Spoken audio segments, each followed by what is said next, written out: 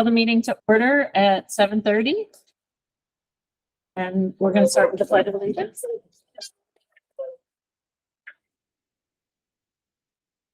Pledge allegiance to the flag of the United States of America and to the republic for which it stands, one nation, under God, indivisible, with liberty and justice for all. Thank you. Everyone is here this evening. Do we have any added agenda items that you're aware of? Right. And we have the minutes, the regular meeting minutes from December 13th. I'd like to make a motion to approve the meeting minutes for December 13th. All right, so Courtney made the motion and Carrie seconded to approve the minutes. We do have some discussion. So just a note that in attendance, it says vice chair for me and secretary for Heather. So we just need to update those titles. I think it was probably just a simple, you know, cut and paste, but if we could just update those titles under attendance. Yes. And under, actually under the other items too at the top. Did anybody else have any other amendments to the minutes? Mary, is that the correct spelling of your name? Seeing your name spelled different ways. Oh, under attendance, it's just one T, right? It is just one T. Thank you. Yes, look at your phone. I wanted to make sure it was spelled correctly. I do not. Thank you. Thank you, Nori. Something under commendations. It's item number 4, and then it's item number 9. Actually, it should reflect under number 4 because we didn't have that as our agenda number 9. That, you know, like you'd put, there's 1, 2, 3, 4 under commendations. Put a number 4 there saying these people came in late rather than add another bullet item. You know what I'm saying, Jessica? Sure. So you'd like it to say 4 again? Or you would like it to just be underneath 4 that it says due to late arrival, the meeting was caused? Under number 4, when you have something that's added to that agenda item, you don't create a new agenda item. You just add it as a, Sure. these guys came late and not Sure. corrective for this time, but. Sure. I can just put it. I'm sorry. So I want to make sure I understand. So you'd like it under number 4? Yes, Okay. it would be item 4 under number 4. Item 4. Okay. I see what you're saying.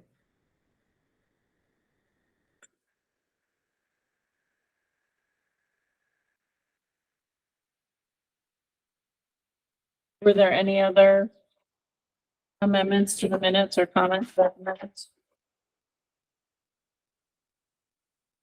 Right, so we have a motion and a second. All in favor of the minutes? As with the amendment? Motion passes. All right, we have time for public participation. Do we have any members of the public who want to make comments? No, we're all set. All right, we're all set. And then we have our student representative report.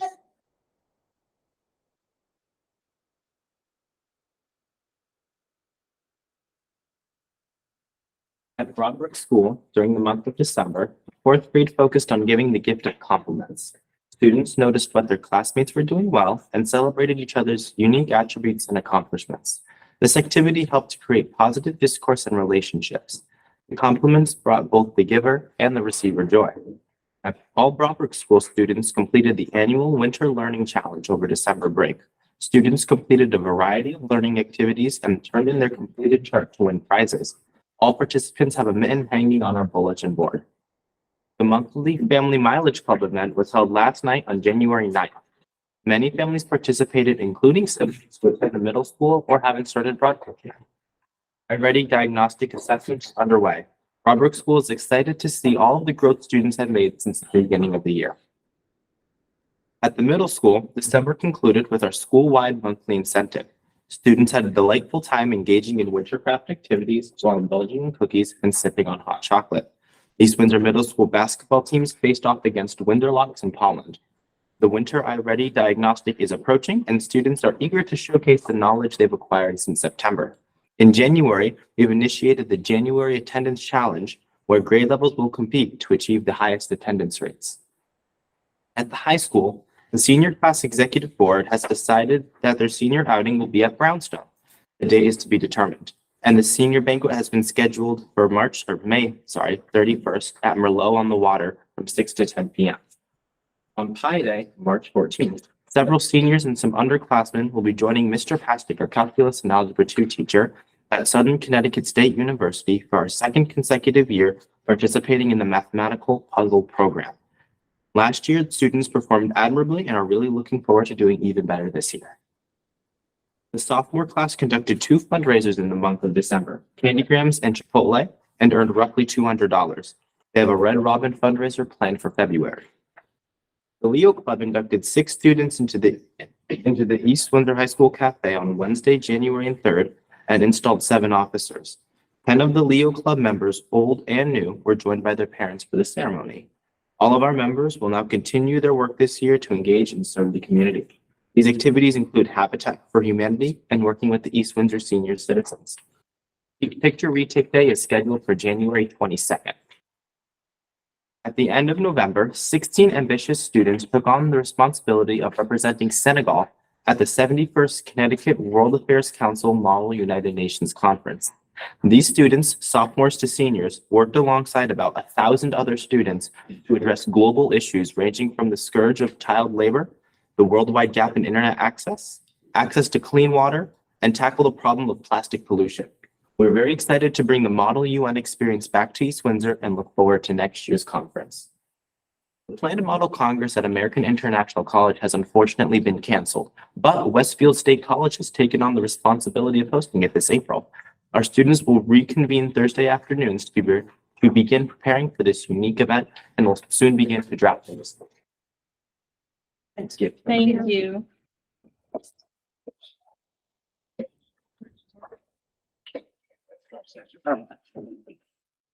Patrick, I just like comment.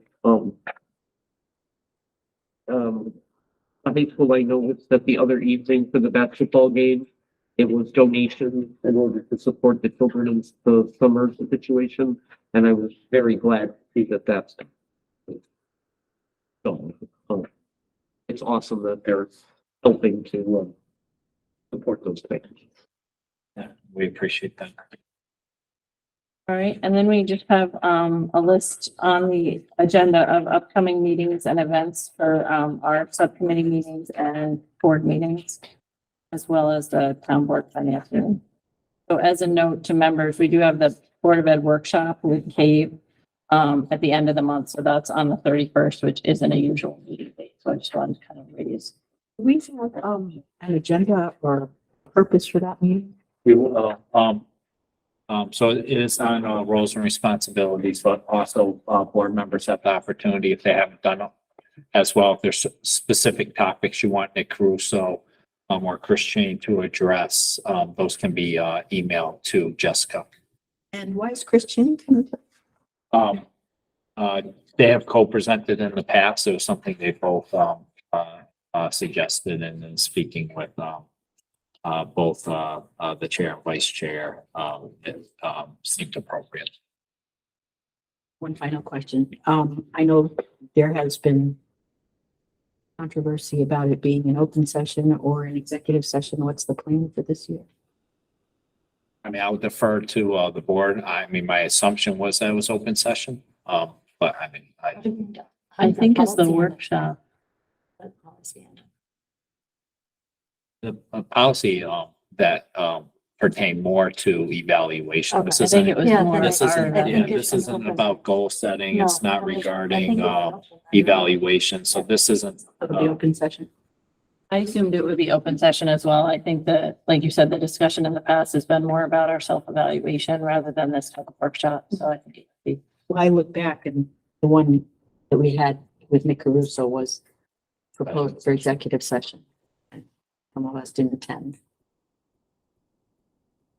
That was pertaining to, your self-evaluation.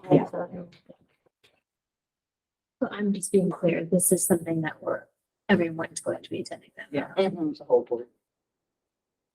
It's especially valuable to new people, right?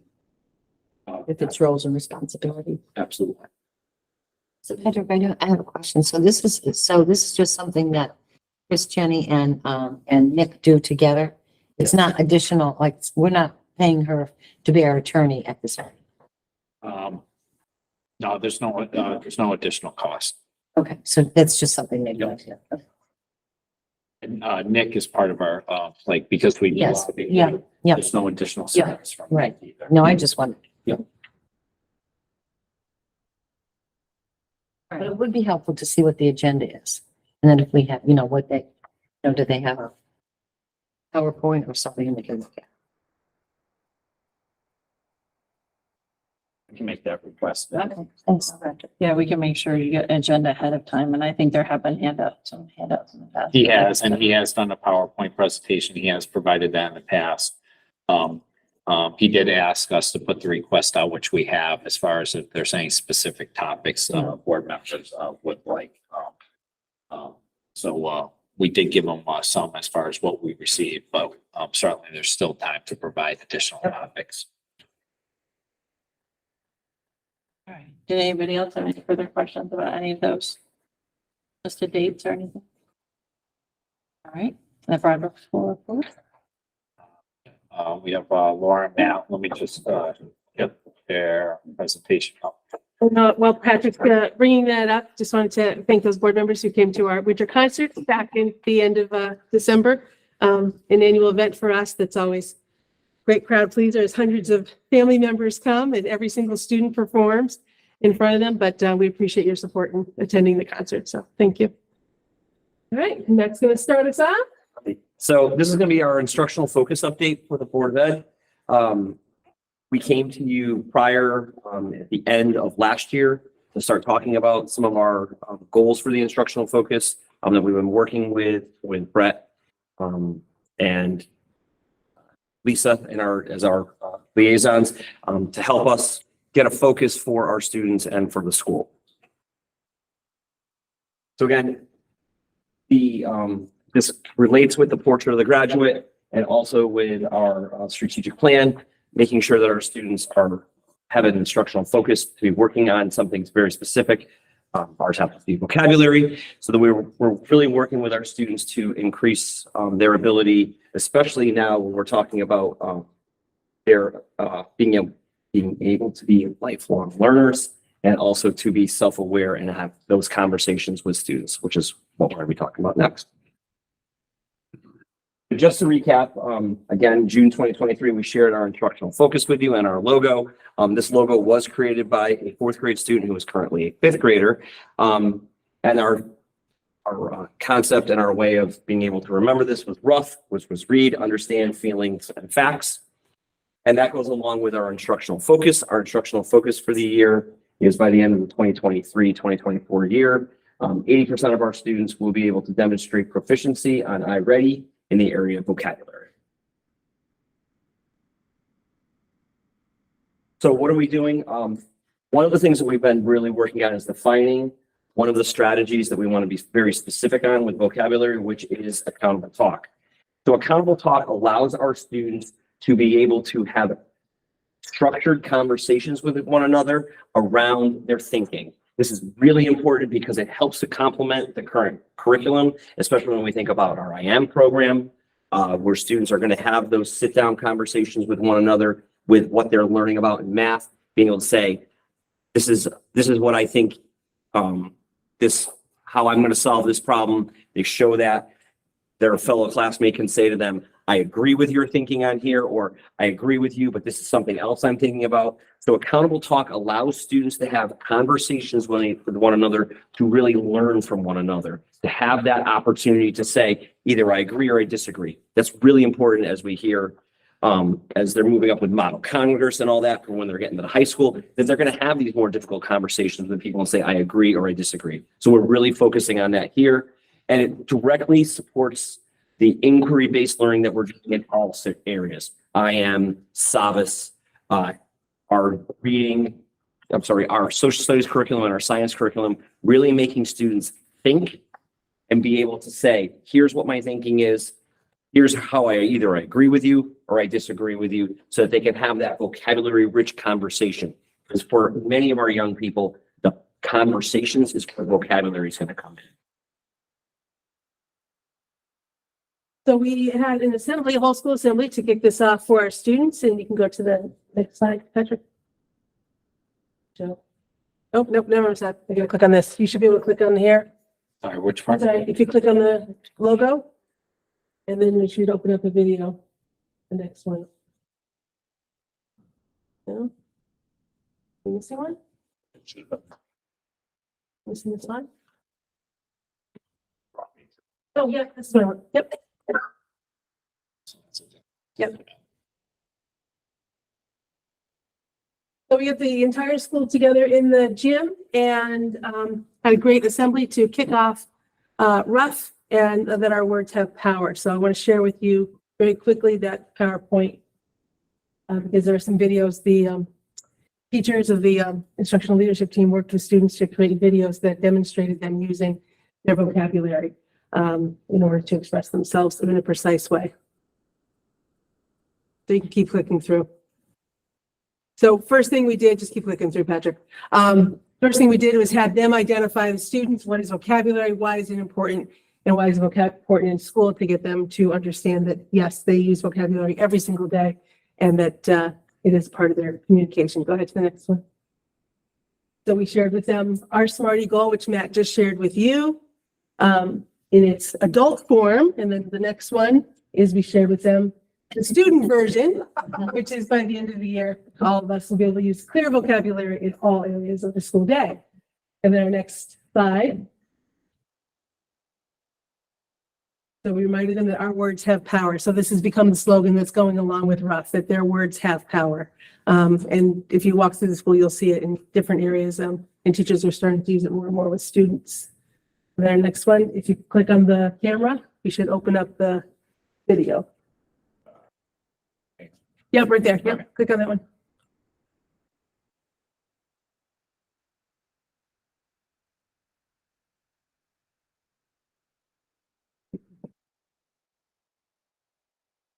No. Oh, you know what? It says share this camera. There we go. Want me to bring that? Yeah. Oh, just noticed the typo. How did we miss that? You know your time of looking at it. I'm getting it spell our own school name.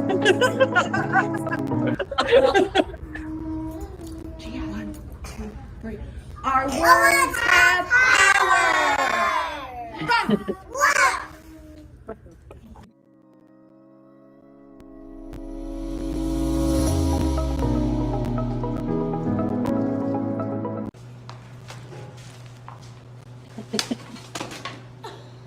Biscuit, why are you throwing your food on the ground? Biscuit, that's not cafeteria expected behavior. In the cafeteria, we're supposed to be respectful for our trash.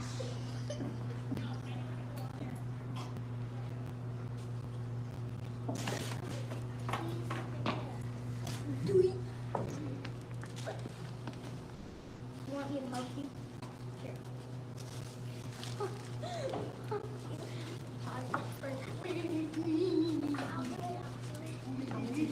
Thanks.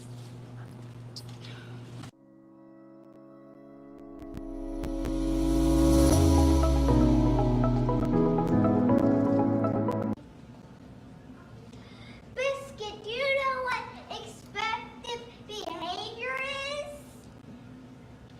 It's following the rules.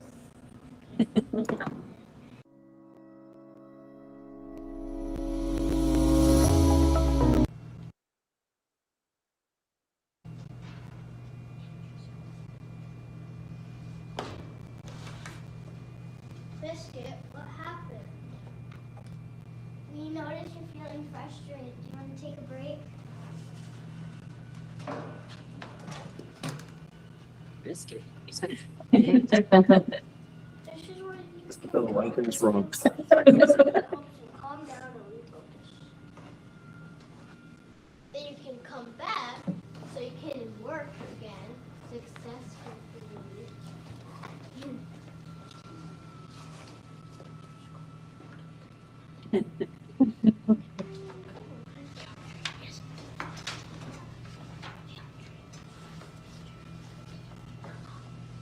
We're so proud of you.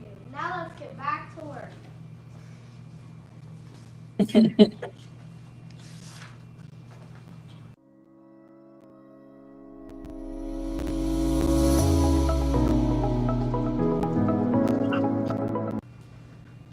know what the word frustrated means?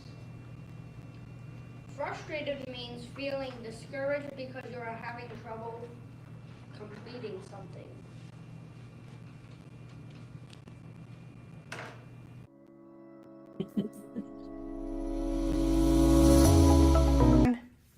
I got 2/3. What did you get? I disagree because I got 2/6.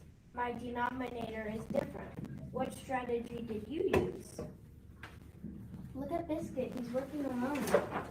Biscuit, do you want to come join our group? We're trying to add fractions to find the sum. We can work together to solve the equations. If we don't agree, you can help us with a solution.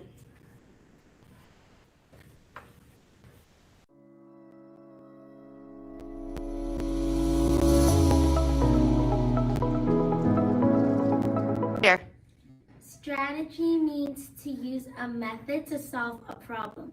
When we disagree, we can use clear vocabulary to explain our thinking to each other.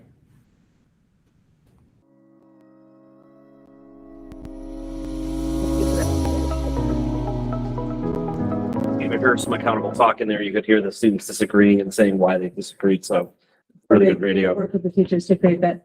So then the assemblies ended with Biscuit coming in, which of course is very exciting to all, and 4 students holding up the posters saying that our words have power. And we did that chant, and that ended the assembly. So those posters will be hung up in the school. Like I said, we'll continue to communicate that. So you see the last slide of the original PowerPoint. What grade were the kids? There were pre-K started us off. There was 4th grade. They're third grade, Third grade. 4th grade. Yeah. So our next steps as we move forward with our instructional learning focus is, of course, to continue to communicate on a regular basis to all students and staff, to set and make it an integral part of our day and how we work together. The one-sheeter that Matt showed you before, the ILT is working to finish that up so that it provides teachers with resources and clear definition around accountable talk, so they can implement that within their classroom. The other thing that the ILT worked on is creating a PD plan around this to take us through the spring. With most of that happening during our faculty meeting. And then, of course, we're monitoring our data at the mid-year. So as we said, our student representative report, iReady is being done now. So we'll be taking a very close look at that and hopefully seeing a lot of growth. And then looking to see what else we need to put in place to make sure that we meet our goal for the end of the year. Any questions? Yes, accountable talk, is that for the staff? For the staff, yeah. I am background challenged. ILT is our instructional leadership team. So Okay. there is one teacher from each grade level and area, so special ed. And we meet on a regular basis, 2 to 3 times a month. And our goal is to, again, work on improving instruction. I also had IM and Savas. IM is the illustrative math program. Okay, That's okay. And the Savas is the new reading program that was introduced this year. That just happens to be the company. So they, It's one of the 5 mandated reading programs you have to use. yeah. By state legislation. that follows the science of reading. nope, 3 letters, not enough, trust me. Sorry. Thank you. No, everybody knew what ILT was because we talked about that before and that is an important one. So it's actually good that you raised that. Thank you. Question. So the video was adorable. I know this is meant to be more like instructional type thing, but do you guys ever use the concept of vocabulary and like the power of words in terms of like education surrounding bullying? Just because I know when we had the district-wide survey, that was one of the main issues. That's a big part of even when we first brought this up as a staff and looked to determine what our instructional focus was going to be. And it was very important to the staff that it was not only academic, but around social, emotional as well. So that's why it was very important. Like you saw one of the first videos was a social, emotional, and the area where Biscuit dropped his food on the floor and they were helping him to pick it up. And even the scenarios, they're working with him in a way that's, very kind and proactive and helpful to each other. So there was that academic piece tied in there, but it was very important to the staff that that whole picture, the whole child was incorporated into that. When we look at the academic, when we look at the SEL is where the social emotional learning, the social emotional learning that's where a lot of that part of that vocabulary comes through, where we're having conversations with students, that if you say something, how that person receives it, takes it in, or what they know about it can affect them. So that's where we've got to be very careful with how we speak to one another, because as we find sometimes, I didn't intend it that way. That's how they took it, whether you like it or not. So that's part of those conversations we have to have, especially at this age, because it's difficult, because they struggle with some of those things that they hear it, and they think that's the way it's supposed to be used, but it's not. And that's how we have to work through that with our young people. What's up with the scenarios? Remember the scenarios? Yeah, with the scenarios. Is it That was actually the instructional leadership team came up with comes that. comes up with what's kind of bubbling up and then they incorporate that? That's good. Thank you very much. Yeah. All right, next on our agenda, we have a report from Gerald.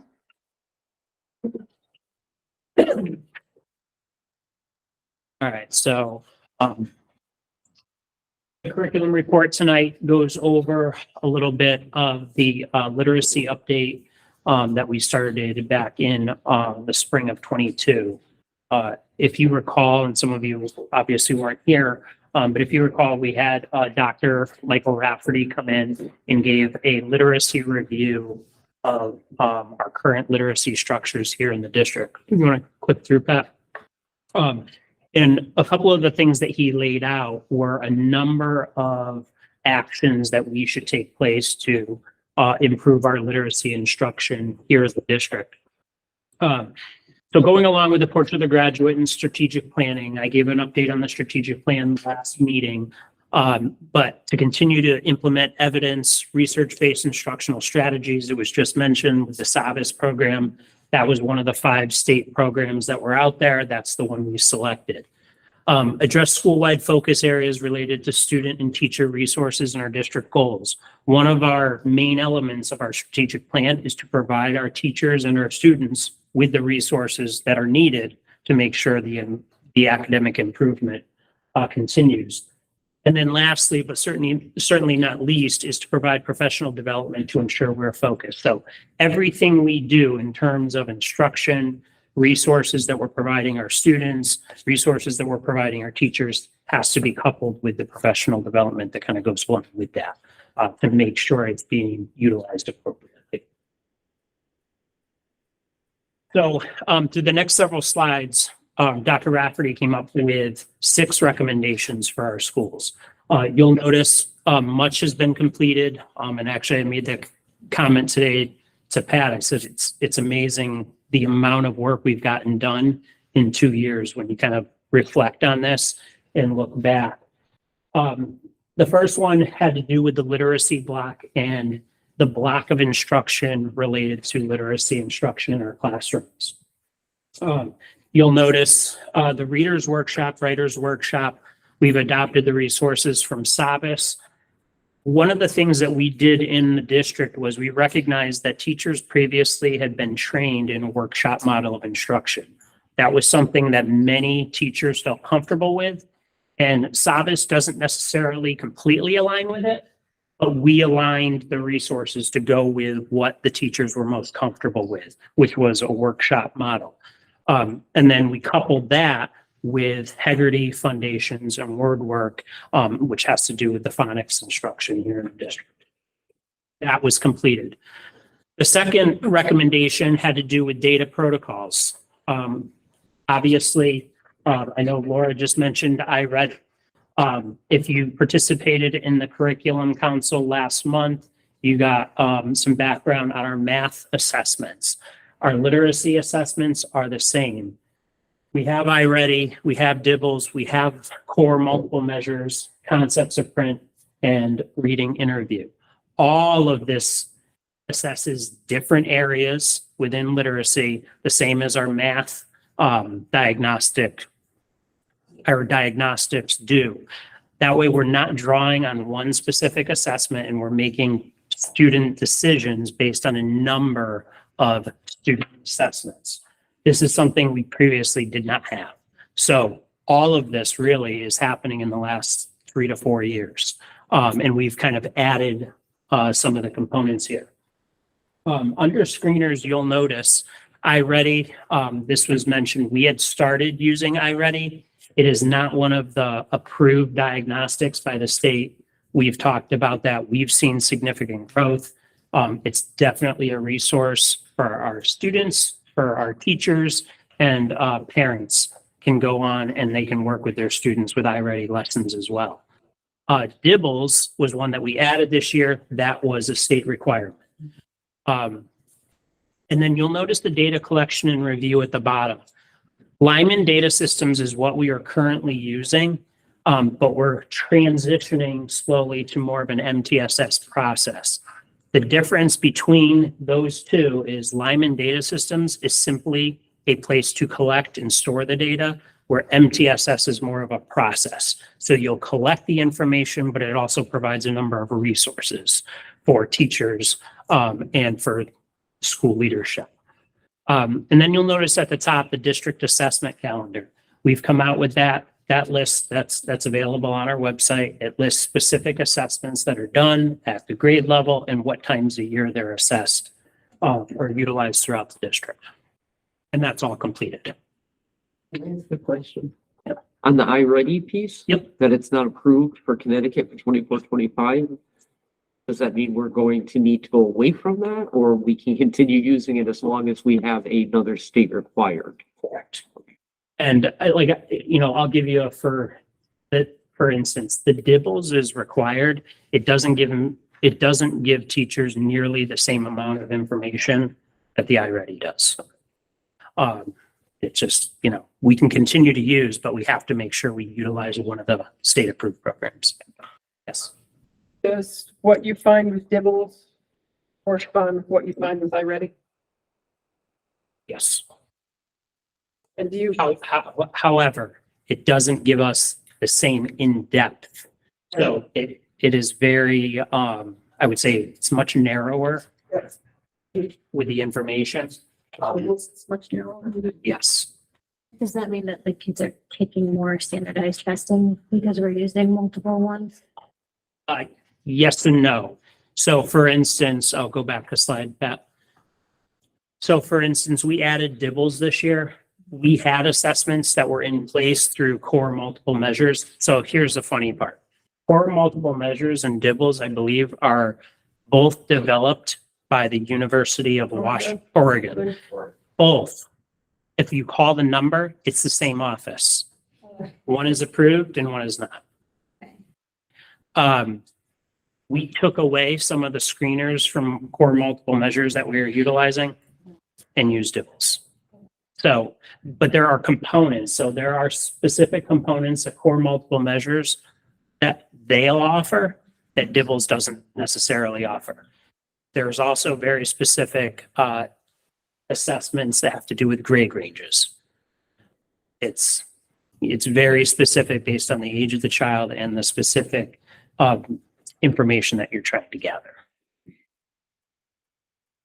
I don't know if that answers your I'm question. not sure if it does either, to be honest with you, but that's okay. I'm just coming from how much standardized testing are the kids doing? Yes. To take personally, a lot of the kids just like doing the testing and iReady, especially, I know it's hard for them to concentrate, it's hard for the teachers, like, so I just am coming to like, how much standardized testing are we doing? Is this adding to it because one's approved and one's not, and things like Yes. that, like, Not to that extent. So we didn't add more in terms of, adding the dibbles. We took other pieces of the core multiple measures away. Now, having said that, and this is a constant balance, you're trying to strike a good balance because number one, if you don't do these assessments, you don't know where your students are performing. And there are very specific information that you're looking to gather. And if you only rely on one assessment, you just don't know if it's going to actually benefit the child or not. So if we're going to make instructional changes, instructional shifts, we want to make sure that these are all aligned. So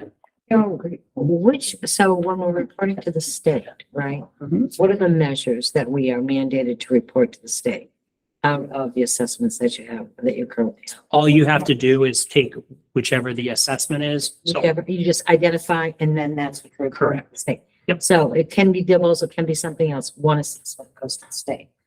correct. Okay. Yes. Which one are we? Dibbles. Dibbles. Okay. Yeah. Yep. I also, I can tell you, I have a spreadsheet where I meet quarterly with Alliance. You know, Yeah, and what I'll do is I'll include iReady because historically we've been using it. So that's relevant to show our growth on iReady. and there's not a variable in terms of dibbles and iReady. Not that we've seen. I mean, this is our first year with Dibbles, but after the first assessment, it was like, is this giving us the same information as we were? Yeah. Yes. If it wasn't, that would obviously be something we'd want to look at. All right, the phonics instruction I mentioned with Hegarty and Foundations. This has started earlier. This is like I would say, this is probably one of the number one most important things we've done is provided updated phonics instruction. This is supplementing the Savvis work that we brought in. As you walk through the classrooms, you can see the students. Some of the things that they're doing in class we had not seen. This has been really, really positive. The intervention program, and I know we've talked about this in the past, is you think about all of our classrooms throughout the district, everything that happens in every classroom is tier 1. Everybody gets it. Then there are those kids who might struggle with a particular concept or skills that really goes into the tier 2 instruction. And then students who still struggle with those a little bit more than tier 2 would get tier 3 instruction, really kind of specific instruction. So one of the things that we did, and this is both for literacy and math, is at the very top, we've come up with and developed an if-then document. So if a student shows that they need support based on iReady, on Dibble, some of those other assessments, then they go to tier 2 and they are assessed in a smaller group setting to really try to dive into specific skills that they might be lacking. If those students continue to struggle, then they go to tier 3 where they would get specific, more targeted instruction and targeted skills in most likely a smaller group.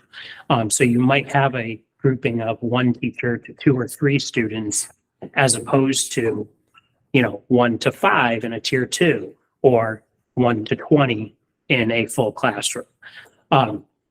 So that specifically details the steps for all teachers so they know if the student is being taken and seen for tier 2 intervention or tier 3 intervention, the classroom teacher will know specifically what skills they're working on and what assessments they might be receiving based on that document.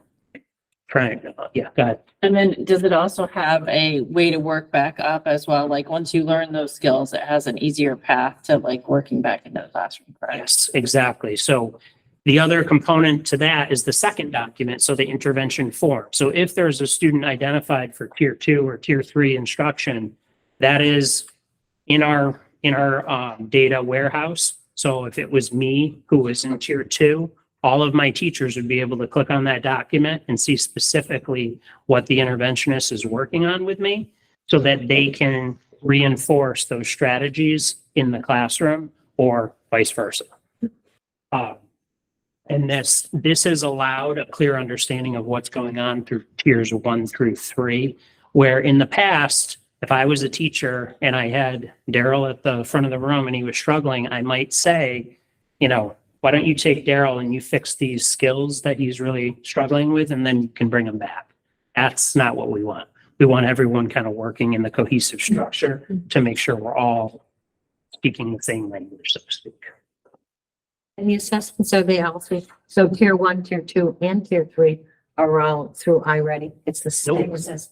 So it's a different assessment system Well, for tier 2 and tier 3. yeah, because the different assessment systems are designed to hit various targeted areas. iReady, and here's the other piece, is you want to make sure you have a variety of assessments because you need to make sure that what you're seeing in one, you're also seeing in the other. All right. And then some are specifically designed to go deeper than just iReady. All right. And when a kid is struggling, so say it's a comprehension, I can't just put a student on a computer and work on comprehension. That has to be a specific back and forth small group instruction, which many of those programs are designed to do. Yeah, absolutely. Go ahead. Recommendation number 5, it's incomplete, but by design.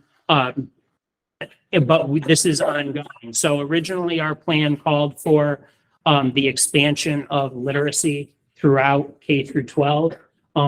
This past year, we finished, or actually this current year, we finished K through 8. So we have a new SAVIS, new ELA curriculum, K to 8, with those resources. And then we are set to expand to the high school going into next year. And then lastly, recommendation number 6 was really to develop a multi-year improvement approach. So year 1, you'll notice what was accomplished there. Year 2 is we're currently in this. So that's some of the items that were finished this year. And then year 3 and 4 will be ongoing. So movement up to the high school, many of the same pieces that we've instituted at the elementary and middle will continue as we move up to the high school.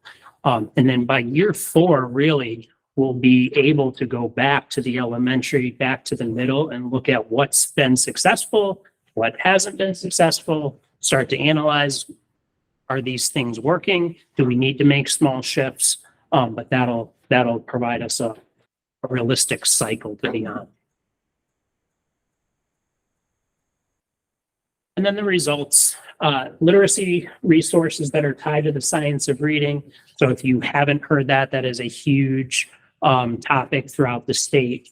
We've talked about our district being selected as one of the districts to work in the science of reading, the master class here in Connecticut. So we've got a number of teachers here at the elementary school who get training on the science of reading. Just about every month, we're in cohort number 3 in the state. So one of the first school districts in the state to go through this training, all based on the science of reading. We have a new resource for our teachers, for our students. So that's very, very important.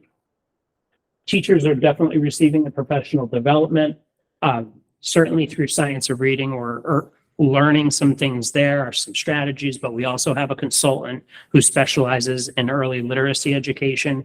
And she comes in and she works with teachers on specific strategies, completely tied to literacy, but not separate from the instructional strategies that we've already had teachers work on in their math classes. So you talk about the accountable talk. Accountable talk happens in the ELA classroom. It happens in the math, science, and history, as Matt suggested.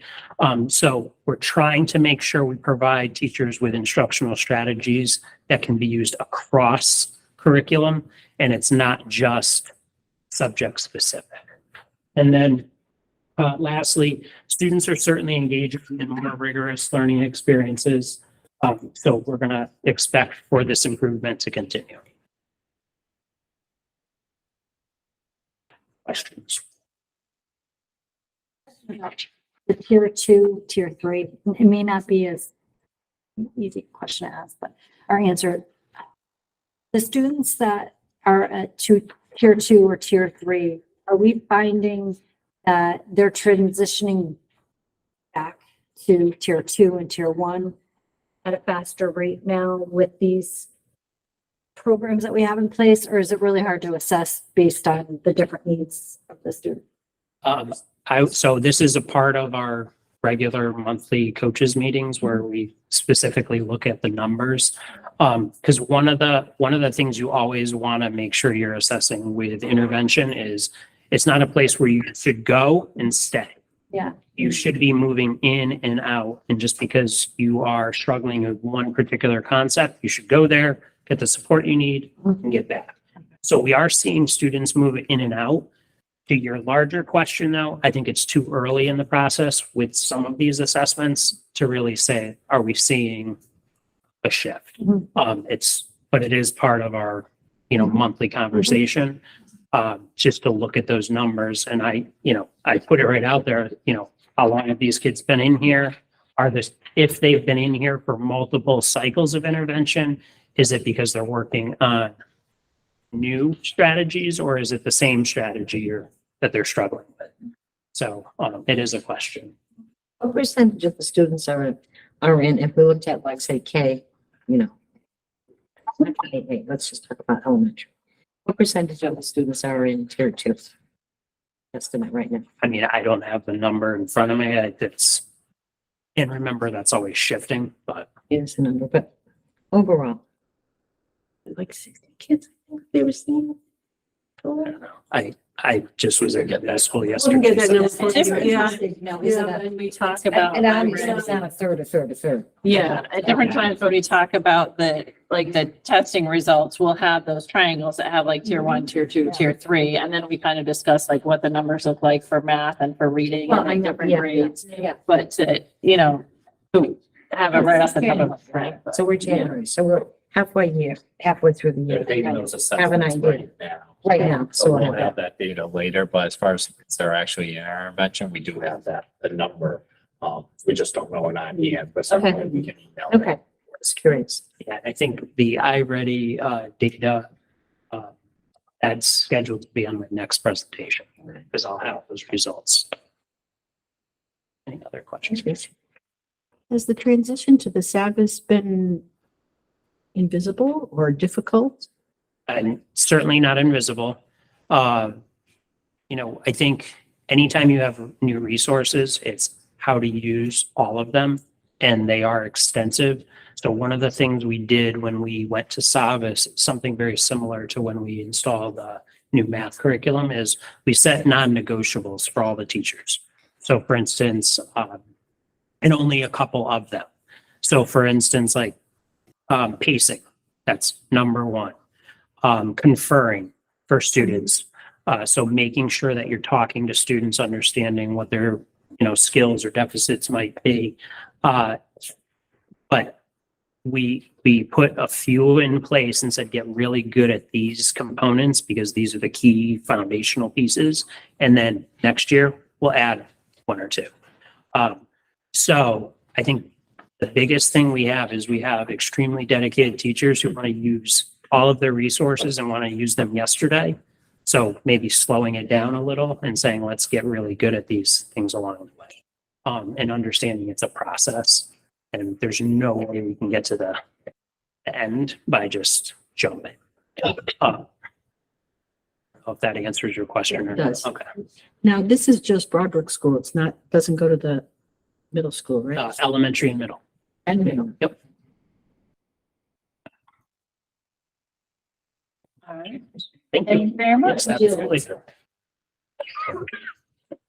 All right, next on the agenda, we have liaison reports. Kind of been the holidays, so I don't know if we have any right now. Do we have any update from? This went to the board, well, I just went to our board finance meeting that they had this week, but I mean, they had the audit presentation, but I don't know if Maureen wants to touch base on that or from the finance committee, but that was all I had. That was the other thing we were gonna say. So at the finance subcommittee meeting, prior to this meeting, they did elect their subcommittee chair. And that's gonna be Noreen. So I don't know if those subcommittee chairs would report as part of these liaison reports if they had. Yeah, they anything. absolutely can. If they had anything to report. So just to let you know, that was kind of the first one. And each subcommittee will be electing their chairs as they meet coming up now. And then as part of this, if the subcommittees have something to report that's outside of these other reports. So that would be on the agenda. Well, it can be under liaison Right, reports. so then we have those reports under that liaison. And liaison That'd be good. reports is a running agenda item, so it's always on. It's always on there. So then, if they've met and they have something they want to report, Yeah, they right. can feel free to do it at that time. So I don't know if Noreen, if you want to share anything about Right on the spot. tonight or about, as she was saying, I know. we were I didn't saying, want to step on toes by saying the audit came in and so I figured I'd give it to you. We'll sit down.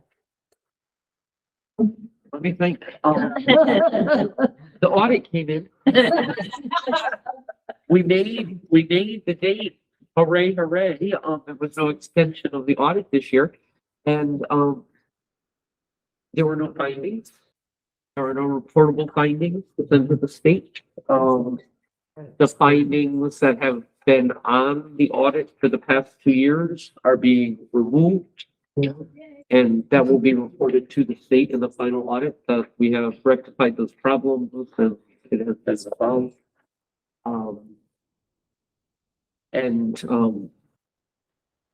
That's a really good thing because we've had 3 years of not good audits on our side. So good job on that. That's about it for the finance side. All right. Were there any other liaison reports at this time? Yeah, Most of the town meetings are kind of. it was kind of quiet during this time period, so that's fine. Did you? Oh, yeah, we did go to the Board of Selectmen. So kind of talking about Scott Hall related, so. Yeah, there wasn't anything specific for, For Board of Ed, Yeah. yeah, I don't think there was really anything specific to us.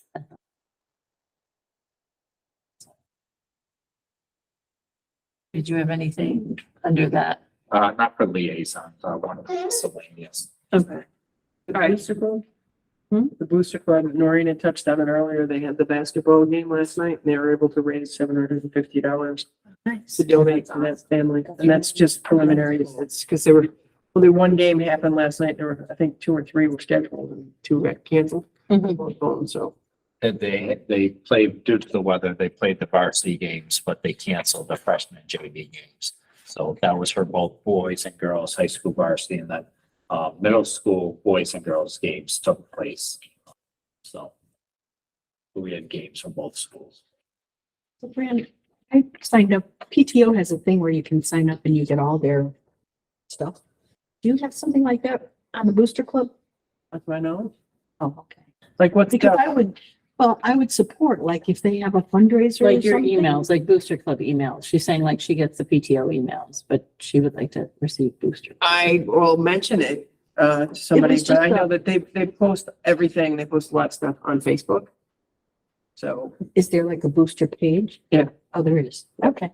I can go look there. Yeah. Because if there's fundraisers, I would attend. I don't remember, reported on fundraiser that was at Chipotle and having one at Red Robin. I don't remember which organizations. But I would, my husband and I would go to that kind of stuff if we knew. well, there's lots of stuff coming up. So. We're having a fundraiser actually, I think it's the 15th. starting 15th through the end of the month at the dog place, at the dog wash place. Have a dog. Really, that would be over the top for me. That one, and then, spring purse bingo is on the table and all that, so. I come up with some clever ones. But I have to say, my role in the booster club is I am the treasurer.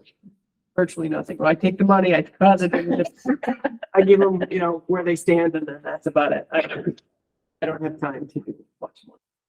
No, I wasn't asking you. I just wondered if there's a link somehow.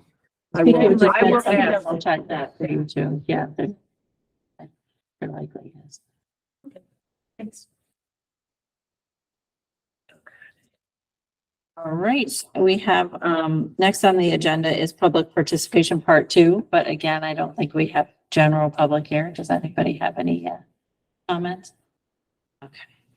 And then next on the agenda is miscellaneous. I think Patrick said he has. Yes, so just because, it was brought up as far as the donation for summers, also, we are sending, 2 social workers to summers, Friday morning to, help with grief counseling, as the services are taking, place. So just because they came up just to inform the board, I also have emailed that information out earlier today as well. So we certainly appreciate those 2 social workers volunteering to, go over as well. And then a second one, the Youth Service Bureau Coordinator interviews are taking place, led by on the outside next week. So that's some positive. They require a Board of Ed member? In the makeup of that bureau? That's, on the Bureau. I believe they do, because I had that, so I could be confusing that with the JRB. But, I believe they do, but I'm not 100% because that came up recently. So did the JRB, so I may be confusing it with, the Juvenile Review Board as well, which, They're not the same. oh, they're 2 separate. What does the juvenile review board do? That, that's more kind of like restorative justice. Okay. Versus like youth services, it actually is identifying, services and outlets. Oh, okay. Yeah, I thought we had talked about a Board of Ed member being on that, but I think it was still being formed or. Neither one is formed, but I would say there's progress in both in, my recent conversations with the PD. The Youth Advisory Board, I'm a member, there's another member of the public. I don't believe it's a Board of Ed member, it's someone involved in education. It could be a teacher, so it's not specific to a Board of Ed member. Okay. But on the JRB, we're getting information for that. That could possibly be someone, a BOE member. But Chief Carl is kind of leading that angle for me. Yeah. That would be interesting. It would be good to have somebody on the Board of Education on that. JRB. Interesting. Yeah, we might. I don't know how we make that, you know, Sources. Sarah, make that, I don't know how we make that maybe a thought. Yeah, I think the Youth Advisory Board needs to fill up and we actually need to have a meeting first Yeah. before the JRB gets established, Yeah. if I understand it correctly. But what I'll do is I'll find the ordinance and I can send it to Dr. Tudrin. And then because we need, like I said, I was appointed, there's another individual appointed, but we need to fill the committee before we can actually meet and make progress. So, we've got to get members. I had a recent meeting with, the chief and deputy chief when we talked about, the JRB and once it gets up and going. And, the request was made, once it is up and running, which it's not at this point, but once they get to that point, putting out to, so we did discuss as far as putting it out to the Board of Ed to see if there's an interested, member to, participate on that board. So that was a recent conversation, but at this point, we're not at that place to, to make that request.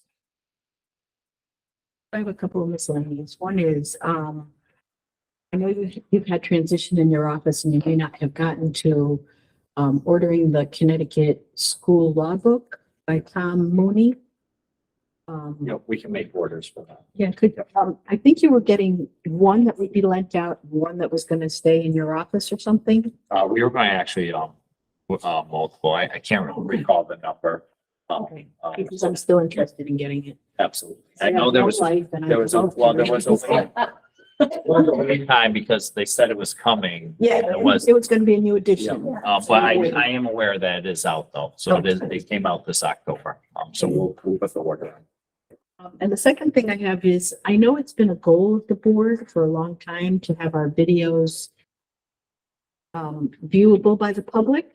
Yeah, I was actually gonna bring that up too. Well, then, go. So, well, I was just gonna ask, I know they are being recorded now and I think we discussed having them on the Yeah, website. so we have been in contact with our IT. They are working on it. So they should be up, I would say, by the next board meeting. Oh, good. Then I guess one suggestion would be that speakers have their back to whatever, but it looks like maybe this end or something would be where. They could be on either end. The camera travels with the voice too. So if they were standing here, the camera would pull to the side of them. It's not doing it right now. I was gonna say, that's Yeah, we'll figure it out. Yeah. Yep, but we'll make sure we coordinate with IT to ensure that Great. the video of the meetings, especially the last one as well, is up online. So I appreciate you bringing that up because that was on my list. Not that I want to be on TV at all, but we might get more public that would want to participate if, you know, if they see it. Thank you. All right, yes, go ahead. We haven't gotten a personnel report quite a while. Oh, yeah. You will have that by next meeting. As you may recall, we were without an HR director. We do have someone, she is in her second full week right now. But you will have it by next meeting. And then, the other thing is that we now have a couple new committees, the facilities committee and the sports and arts committee. And I'm wondering how we go about getting those established to a meeting date. The only thing I'd say about the facilities committee, we are waiting for a feasibility study and some other. I was told that you're aware of it. It's out. I knew there was a draft. I It was hasn't been- unaware that there was a finalized. Oh, it has to go to building committee? Well, it's part of our, it's under our, Yeah. I saw a very early initial draft. I have not seen anything. So we provided feedback. Oh, I got you. Yeah. So I have not seen any Draft. finalized, Yeah. product. I would hope and anticipate that like the feedback was incorporated, in the finalized, version. And that was a while ago. It would help us with capital. I'll reach out to Joe and I'll ask him if it's gonna be on our next meeting, which I think is. I asked him 2 days ago. Oh, you did? Well, about it being around. What- oh, Said that it's done. Thought it was done, but maybe it's waiting to go to the building committee. I don't know. Maybe nice. Okay, I'll ask that question. All right, and then the other one is sports and arts. Yeah. So we need to get that on, That's an easier one. like on a schedule, so whether it meets So sports and. arts support. I'm not sure what I we think it call was like it. We called it I thought it was athletic. Yeah, we have the Oh, athletic, athletic. council. Yeah, athletic. It was specifically on Oh, athletics. sorry. Patrick, just on miscellaneous, and maybe it's been talked about in the finance committee, but I am curious about, in terms of ESSER money. Are we looking at any cliffs, and are we beginning to kind of discuss, what will happen when ESSER money is going away? I mean, we'll definitely have a funding cliff. I mean, that was inevitable. I mean, when you're awarded almost $2 million and Correct. over a stretch, I mean, you are going to have a funding cliff. I am working on it with Ryan as far as superintendent's budget proposal, and you will actually have my proposal at next board meeting. So I plan to be ahead, have it out. I'll have it posted so I can speak to it. Okay. Yeah, but you won't be able to discuss it because you'll have to wait for the first public meeting, but at least you'll have it early. Yeah, okay. First public hearing is what, like March 14th or something? Now, I think, I want to say February 7th, I had. it right. That's not that far. Earlier. Yeah, that's what we were saying before. I think it comes like quicker than I realized too. Yeah, and then at your next meeting, you will, at that point, we'll have it on the agenda, to select, board, budget workshop meetings, because we'll need those too. But you really should see the proposal before you Right. really have a discussion as far as what you think you need for time, to have those workshops. So, sorry, just to jump back for a second, because I didn't think we were quite done. Do you think that that should meet monthly to start? Or, You know, I'm thinking, I think it's Carrie and I. Courtney too? Not that it needs to meet monthly all the time, but because I think we need to like figure out What you're gonna do. concept, like really the goal, the concept, Yeah. that the whole behind it. So it may take a couple of meetings to kind of maybe make a plan would be my guess. I don't know how you guys want to do it once a month or you, I mean, I think in the long run, it doesn't need to be a once a month thing. I think it's like a quarterly thing, would probably be fine or something like that, but it's might need more than one meeting to get it going, would be my guess. Perhaps Courtney, Carrie and I can figure out a time to meet. That's fine. And then we can just let you guys know. And then perhaps have the AD available. Mhm. Yeah, I mean, we talked about as far as, some important stakeholders, the AD, and even inviting Melissa Maltesi as well too. I know that, Dean, eventually wanted to pull in some of, the leaders from the youth organizations. And that he's been in contact and trying to, build partnerships with that as well too. But it might make sense, like you said, for the three of you to, set a time that works for you first and kind of brainstorm about. And get together to kind of Figure figure out what we want to do, where we're going, and then we can come up with a better scheduling process. And then invite other people once you know kind of more about, I would think Yeah, and that group will have to, develop essentially some overarching goals as well. So I think that would be the initial. Is that something that you can reach out to Dean for? Absolutely. If the three of you want to get together, email me like some possible days of the week, then I can work with him on that. All right. Is there any other miscellaneous that anybody wants to bring up? All right, next on the agenda was correspondence. We had three different items about the Torchlight Parade, the Pajama Day fundraiser, and the sponsor child, all kind of thanking us for either fundraising or participation. So we appreciate those. And then we do have need for an executive session tonight. So I would entertain a motion to go into executive. 8:37. All right, so Heather made the motion and Betsy seconded it to go into executive session. All in favor of going into executive session? Aye. Any opposed? All right, we can take like a 5-minute break just to finish.